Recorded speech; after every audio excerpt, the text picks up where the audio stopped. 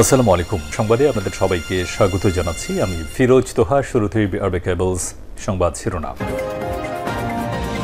পুরোদমে ভারত পাকিস্তান যুদ্ধ চলছে, আর এই মুহূর্তে আমাদের হাতে এসেছে যুদ্ধের সবথেকে গুরুত্বপূর্ণ তাজা আপডেট সংবাদ। প্রথমেই জানাবো পাকিস্তানের শক্তিশালী বিস্ফোরণ, নিহত ৪। পাকিস্তানের বেলুচিস্তানে শক্তিশালী বিস্ফোরণে ৪ জন নিহত, ২০ জন আহত হয়েছে। আজ প্রদেশটির কিল্লা আবদুল্লাহ জেলার গুলিস্তান বাজারে এই বিস্ফোরণের ঘটনা ঘটে। এরপর সেখানে নিরাপত্তা বাহিনীর সঙ্গে ব্যাপক গোলাগুলি হয়েছে। পুরো এলাকা ঘিরে ফেলেছে নিরাপত্তা বাহিনী। এরপর জানাবো পাকিস্তানের সঙ্গে যুদ্ধবিরতি নিয়ে যা জানালো ভারত। ভারত নিয়ন্ত্রিত কাশ্মীরে হামলার পর কূটনৈতিক পদক্ষেপ এবং পরে পাল্টা হামলার পর মার্কিন হস্তক্ষেপে যুদ্ধবিরতিতে পৌঁছেছে ভারত ও পাকিস্তান। এরপর উভয় দেশের সামরিক কর্মকর্তারা নিয়মিত একে অপরের সঙ্গে যোগাযোগ রাখছেন, আলোচনার মাধ্যমে যুদ্ধবিরতির মেয়াদও বাড়াচ্ছেন। এ বিষয়ে গুরুত্বপূর্ণ সংবাদ জানাবো, সঙ্গেই থাকুন। এদিকে বন্যায় তলিয়ে গেছে ভারতের বেঙ্গালুর, নিহত ১। ভারী বৃষ্টিপাতে বিপর্যস্ত ভারতের বেঙ্গালুরু। বিভিন্ন জায়গায় জলমগ্ন শহরে রাস্তাঘাটে পানি থই থই করছে। অনেকেরই বাড়িতে বন্দী। শুধু অলিগলি নয়, শহরে বড় বড় রাস্তাও এখন পানির নিচে তলিয়ে গেছে। এতে হিন্দুত্ববাদীরা ভয়ানক বিপদে পড়েছে। জানাবো ট্রাম্প এবং পুতিনের মধ্যে ফোনালাপ। যুক্তরাষ্ট্রের প্রেসিডেন্ট ডোনাল্ড ট্রাম্প রাশিয়ার প্রেসিডেন্ট ভ্লাদিমির পুতিনকে ফোন করেছেন। ফোনে ইউক্রেন যুদ্ধ নিয়ে বিস্তারিত কথা বলেছেন এই দুই নেতা। এবং সর্বশেষ জানাবো যুবদল নেতাকে চাঁদা দিয়ে চলছে নদী পাড়ের মাটি কাটার কাজ। ঈশ্বরদী উপজেলার লক্ষ্মীকুণ্ডা ইউনিয়ন ঘেঁষে বয়ে গেছে পদ্মা নদী। ইউনিয়নের নবীনগর ঘাট এলাকায় নদী পাড় থেকে অবৈধভাবে মাটি ও বালু উত্তোলন করে আসছিল স্থানীয় ইউপি নেতারা। খবর পেয়ে সেখানে অভিযান চালায় প্রশাসন। তবে তাদের জরিমানা করার পর আবার নতুন করে যুবদল নেতাকে টাকা দিয়ে নদী পাড়ের মাটি কেটে নিয়ে যাচ্ছে বিএনপির নেতাকর্মীরা। প্রিয় দর্শক, এতক্ষণ শুনছিলেন সংবাদ শিরোনাম, এবারে বিস্তারিত। তবে তার আগে বন্ধুরা অনুরোধ থাকবে এই সংবাদটিতে একটি লাইক দিন। এই চ্যানেলে আপনি নতুন হয়ে থাকলে আমাদের সংবাদটি দেখতে দেখতে চ্যানেলটি সাবস্ক্রাইব করে রাখুন। কমেন্ট করে বন্ধুরা আপনার মূল্যবান মতামত জানিয়ে দিন বন্ধুরা আপনি বিশ্বের কোন দেশ থেকে বা বাংলাদেশের কোন স্থান থেকে আমাদের সংবাদটি দেখছেন এবং শুনছেন। আর বন্ধুরা ভারত পাকিস্তান যুদ্ধে আপনি কোন দেশকে সমর্থন করেন কমেন্ট করে জানিয়ে দিন। সংবাদটি আপনার সোশ্যাল মিডিয়া ফেসবুকে বন্ধুদের মাঝেও শেয়ার করে দিন। এবারে বিস্তারিত। পাকিস্তানের শক্তিশালী বিস্ফোরণ, নিহত ৪। পাকিস্তানের বেলুচিস্তানে শক্তিশালী বিস্ফোরণে অন্তত ৪ জন নিহত এবং ২০ জন আহত হয়েছে। আজ প্রদেশটির কিল্লা আবদুল্লাহ জেলার গুলিস্তান বাজারে এই বিস্ফোরণ ঘটে বলে জানিয়েছে দেশটির সংবাদ মাধ্যম জিও নিউজ। এতে বলা হয়েছে জব্বার মার্কেটের কাছে এই বিস্ফোরণের কারণে অনেক ভবন ক্ষতিগ্রস্ত হয়েছে। একই সঙ্গে সেখানে আতঙ্ক ছড়িয়ে পড়েছে। বিস্ফোরণে বেশ কয়েকটি দোকানে ধসে পড়ে এবং আগুন ধরে যায়। পরে আহতদের স্থানীয় হাসপাতাল এবং গুরুতর আহতদের কোয়েটায় নিয়ে যাওয়া হয়েছে। কিল্লা আবদুল্লাহর ডেপুটি কমিশনার রিয়াজ খান হতাহতের সংখ্যা নিশ্চিত করে বলেছেন, বাজারটি ফ্রন্টিয়ার কপস দুর্গের এফসির দেওয়াল সংলগ্ন। বিস্ফোরণের ঘটনায় এফসির সদস্যদের সঙ্গে অজ্ঞাত বন্দুকধারীদের গোলাগুলি হয়েছে। বিস্ফোরণের পর ওই এলাকা ঘিরে রাখা হয়েছে এবং অভিযান শুরু হয়েছে বলে দেশটির নিরাপত্তা বাহিনীর পক্ষ থেকে বলা হয়েছে। তবে এই হামলার দায় এখন পর্যন্ত কেউ স্বীকার করেনি। এর আগে খুজদার জেলার নাল এলাকায় একটি চেকপোস্টে অজ্ঞাত পরিচয় সশস্ত্র ব্যক্তিদের ভয়াবহ বন্দুক হামলায় ৪ আধা সামরিক সদস্য নিহত হয়। গত শুক্রবার সামান্দ লেভি চেকপোস্টে ওই হামলা হয়। বিশেষ করে বেলুচিস্তান স্বাধীনতা পাওয়ার জন্য ১৯৭১ সালের আগ থেকেই তারা সংগ্রাম করে যাচ্ছে। বেলুচিস্তানে বেলুচ লিবারেশন আর্মি নামে একটি ফ্রন্টিয়ার গেরিলা বাহিনী গঠিত হয়েছে।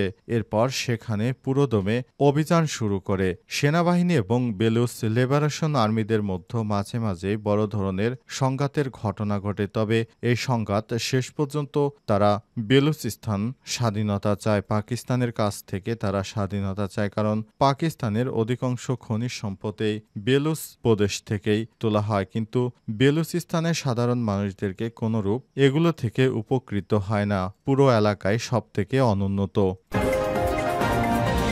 পাকিস্তানের সঙ্গে যুদ্ধবিরতি নিয়ে যা জানালো ভারত নিয়ন্ত্রিত কাশ্মীরে হামলার পর কূটনৈতিক পদক্ষেপ এবং পরে পাল্টা হামলার পর মার্কিন হস্তক্ষেপে যুদ্ধবিরতিতে পৌঁছেছে ভারত ও পাকিস্তানের পর উভয় দেশের সামরিক কর্মকর্তারা নিয়মিত একে অপরের সঙ্গে যোগাযোগ রাখছেন এবং আলোচনার মাধ্যমে যুদ্ধবিরতির মেয়াদও বাড়াচ্ছেন। সর্বশেষ পাকিস্তানের পক্ষ থেকে জানানো হয়েছে যুদ্ধবিরতি সোমবার পর্যন্ত থাকবে। এদিকে ভারতীয় সেনাবাহিনী বলছে পাকিস্তানের সঙ্গে যুদ্ধবিরতি চলতেই থাকবে। একই সঙ্গে এই যুদ্ধবিরতিকে মেয়াদহীন বা কোনো মেয়াদ নেই বলেও জানিয়েছে তারা। তবে বিষয়টি নিয়ে পাকিস্তানের পক্ষ থেকে আজ বক্তব্য দেওয়া হয়েছে। পাকিস্তানও বলেছে আমাদের সঙ্গে যোগাযোগ রয়েছে, আমরা যুদ্ধবিরতি মেনে চলব। ভারতের সংবাদ মাধ্যম এনডিটিভি বলছে ভারত ও পাকিস্তানের মধ্যে গত 12 মে যে যুদ্ধবিরতির সিদ্ধান্ত নেওয়া হয়েছে তা এখনোই শেষ হচ্ছে না, এমন তথ্যেই জানিয়েছে ভারতীয় সেনাবাহিনীর এক উচ্চপদস্থ সেনা কর্মকর্তা।